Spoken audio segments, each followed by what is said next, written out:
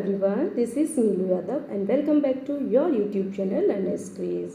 जैसे last class में हमने फंडामेंटल राइट्स के बारे में पढ़ा था कि कितने फंडामेंटल राइट्स हैं और कौन से अनुच्छेद से कहाँ तक इसमें वर्णन किया गया है। तो हमने पढ़ा था उसमें कि ये कौन से भाग में आते हैं, भाग 3 में आते हैं। ठीक है, उसका एक शॉर्ट रिवीजन दिया था कि अगर किसी को पढ़ना हो तो आप शॉर्ट में उसको पढ़ सकते हैं, पूरा डिस्क्राइब नहीं किया गया है उसमें।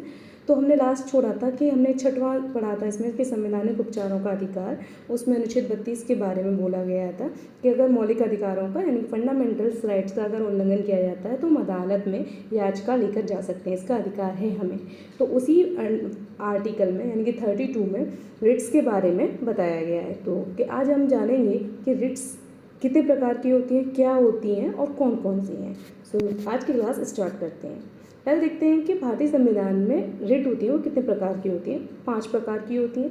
पहली हैबियस कॉर्पस, दूसरा मैंडेमस, प्रोविशन, सर्टियोरी और क्यू वारंटो। ठीक है, तो 5 प्रकार की रिट होती हैं, हैबियस कॉर्पस, मैंडेमस, प्रोविशन, सर्टियोरी और क्वा वारंटो।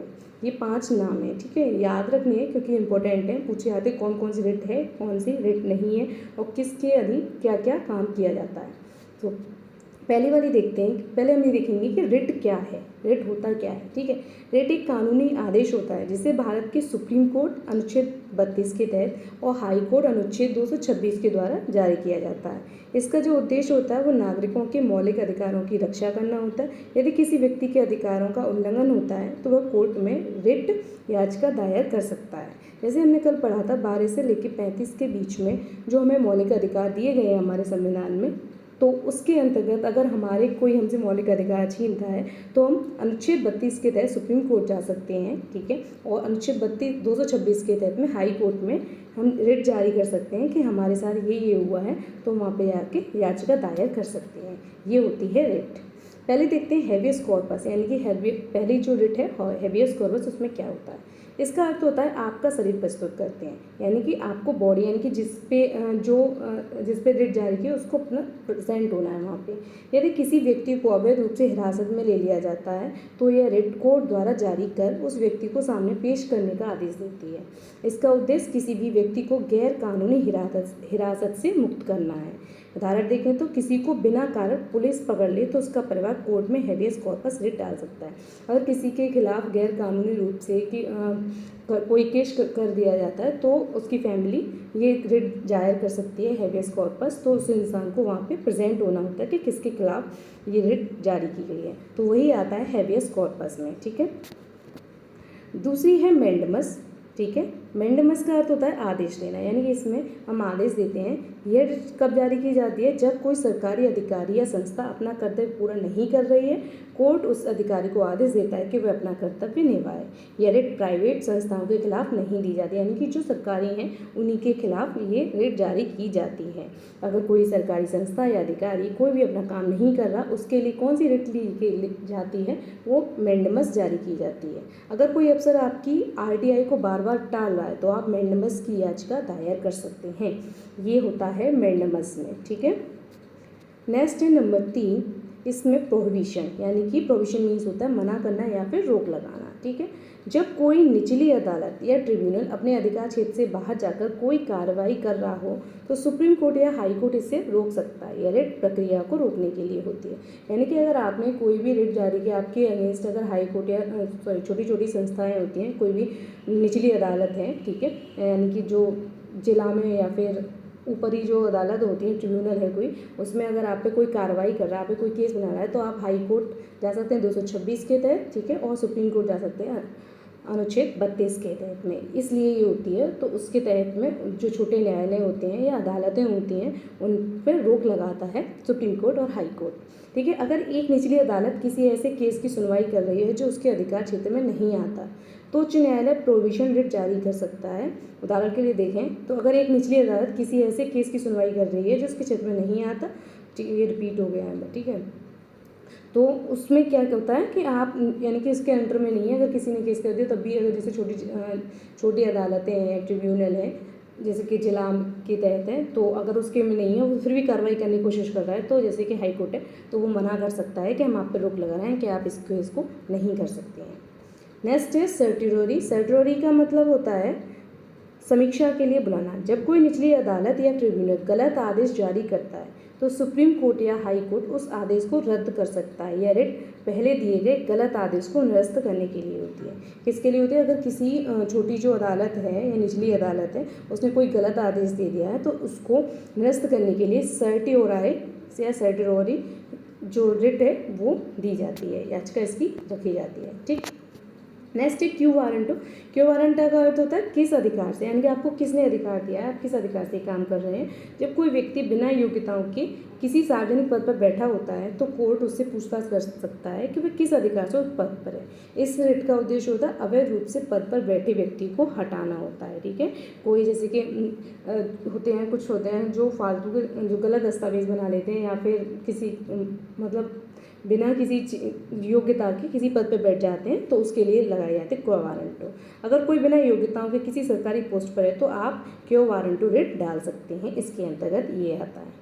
ठीक है, तो हमने 5 प्रकार की रिट पढ़ी थी। पहले मैंडमस, क्यो वारंटो, सर्टिओरी और हैबियस कॉर्पस और प्रोविजन। ठीक है, इसका हम निष्कर्ष देखते हैं। भारतीय संविधान में रिट्स का बहुत महत्वपूर्ण स्थान है। ये न्यायालयों को ये शक्ति देते हैं कि वे नागरिकों के मौलिक अधिकारों की रक्षा कर सकें। सुप्रीम कोर्ट और हाई कोर्ट इन रिट्स के माध्यम से सरकार और सरकारी अधिकारियों को जवाबदेह बनाते हैं। हमें अपने अधिकार के प्रति जागरूक रहना चाहिए। ठीक है, तो जो हमारे आर्टिकल दिए हैं 12 से 35 उनके लिए कौन सी रिट जारी की जाती है, यानी कि उनकी रक्षा के लिए, यानी हमारे मौलिक अधिकार जो हमें संविधान द्वारा प्रदान किए गए हैं उनका उल्लंघन ना किया जाए। अगर कोई उल्लंघन करता है तो हम अपनी याचिका सुप्रीम कोर्ट या हाई कोर्ट में लेके जा सकते हैं इनके तहत। अभी हमने पढ़े रेट्स के बारे में पढ़ा कि रेट क्या होती हैं, कौन कौन से रेट हैं। कल की क्लास में हमने भारतीय मौलिक अधिकार यानी फंडामेंटल राइट के बारे में पढ़ा था। उन्हीं से रिलेटेड आज के क्वेश्चंस को लगाते हैं। ठीक है, कौन कौन से क्वेश्चन आए हैं और कैसे किस प्रकार के क्वेश्चन बनते हैं। फर्स्ट है, निम्नलिखित में से कौन भारतीय संविधान के अंतर्गत मूल अधिकार नहीं है? कौन सा है? 4 ऑप्शन दिए हैं, उनमें से बताना है कौन सा इनमें से फंडामेंटल राइट में नहीं आता है। समानता का अधिकार, संपत्ति का अधिकार है, तीसरा है स्वतंत्रता का अधिकार या फिर शोषण के विरुद्ध अधिकार। तो इसका जो राइट आंसर हो जाएगा, कल हमने पढ़ा था कि संपत्ति का अधिकार भारतीय संविधान के मौलिक अधिकारों में नहीं आता है, इसको हटा दिया गया है। 44वें संविधान संशोधन के तहत में 1978 में हटाया और संपत्ति का मूल अधिकार को क्या एक वैधानिक अधिकार बना दिया है। अब ये कहाँ पहुँच गया है? अनुच्छेद 300A में आ गया है। ठीक है, नेक्स्ट क्वेश्चन है, संविधान का कौन सा अनुच्छेद संवैधानिक उपचारों का अधिकार प्रदान करता है? कौन सा अनुच्छेद है? ऑप्शन में दिए अनुच्छेद 14, अनुच्छेद 19 या फिर अनुच्छेद 32 या 21। तो हमने अभी थोड़ी देर पहले भी पढ़ा था और कल भी पढ़ा था, अनुच्छेद 32 में संवैधानिक उपचारों का अधिकार प्रदान किया गया है। ये 6वां मौलिक अधिकार है।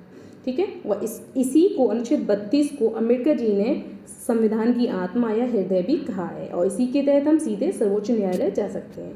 और अगर हमें हाई कोर्ट जाना हो तो आप बताइए कौन से आर्टिकल के तहत जाते हैं, कमेंट करके।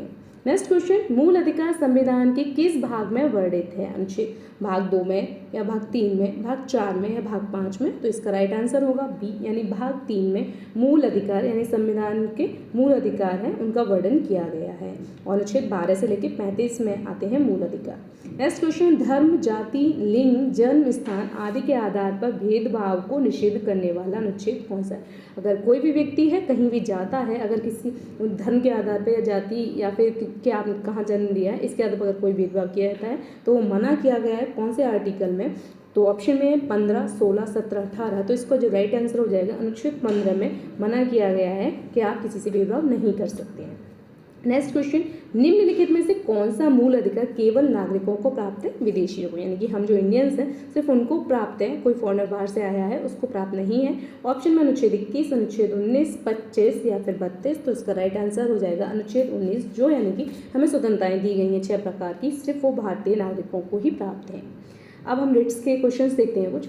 फर्स्ट क्वेश्चन है, हैबियस कॉर्पस रिट का उद्देश्य क्या है? यानी जो फर्स्ट प्रकार की जो रिट है उसका उद्देश्य क्या है?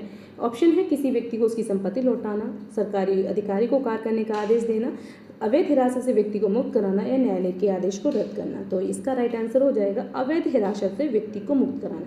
यानी कि इसमें दिया है अगर कोई भी व्यक्ति किसी फालतू में किसी इंसान को कैद करके लेके जाता है या गिरफ्तार कर लेता है तो उसमें ये होता है कि आप रिट जारी कर सकते हैं उसकी फैमिली मेम्बर्स कि इसने फालतू में गैर कानूनी रूप से हमारे किसी भी व्यक्ति को किसी भी परिवार फैमिली मेम्बर को हिरासत में ले लिया है तो उसको मुक्त कीजिए। ठीक है, नेक्स्ट क्वेश्चन दिया है मैंडेमस रिट कब जारी की जाती है। ऑप्शन जब व्यक्ति को अवैध रूप से बंदी बनाया जाता है, ये तो उसमें हैबेस कॉर्पस में, जब अधीनस्थ न्यायालय अपनी सीमा से बाहर चला जाए, जब सरकारी अधिकारी अपना कर्तव्य न निभाए, या जब कोई व्यक्ति अवैध रूप से पद पर बैठा हो। तो इसका राइट आंसर हो जाएगा सी, यानी कि जब सरकारी अधिकारी अपना कर्तव्य न निभाए तो मैंडेमस रिट जारी की जाती है।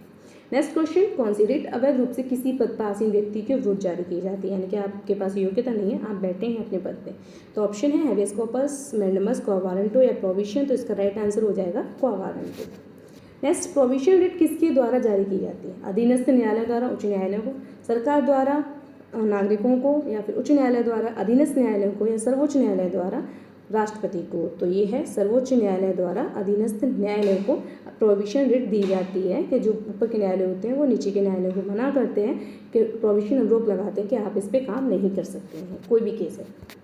ओके, नेक्स्ट क्वेश्चन, निम्नलिखित में से कौन सी रिट एक सुधारात्मक यानी इंप्रूवमेंट प्रकृति की होती है। ऑप्शन में प्रोविशन, सर्टियोररी, हैबेस कॉर्पस या मैंडेमस। तो इसका राइट आंसर हो जाएगा सर्टियोररी। यह रिट अधीनस्थ न्यायालय या न्यायाधिकरण के आदेश को निरस्त करने हेतु जारी की जाती है, एक सुधारात्मक प्रकृति है। ठीक है, अधीनस्थ न्यायालयों के लिए दी जाती है। आज के लिए क्वेश्चन इतने ही, आज वीडियो काफ़ी लंबी हो जाएगी। ठीक है, और रिट भी पढ़ी और इससे रिलेटेड और फंडामेंटल राइट से रिलेटेड क्वेश्चन भी पढ़े। ठीक है, देखने के लिए थैंक यू। और अगर आप चैनल पर पहली बार आए हैं तो प्लीज़ वीडियो को लाइक करें, शेयर करें, कमेंट करें। अगर कोई नेगेटिव या पॉजिटिव इंप्रूवमेंट से रिलेटेड कोई भी चीज़ होती है प्लीज़ कमेंट करें और चैनल को सब्सक्राइब करें। Thanks for watching, bye bye.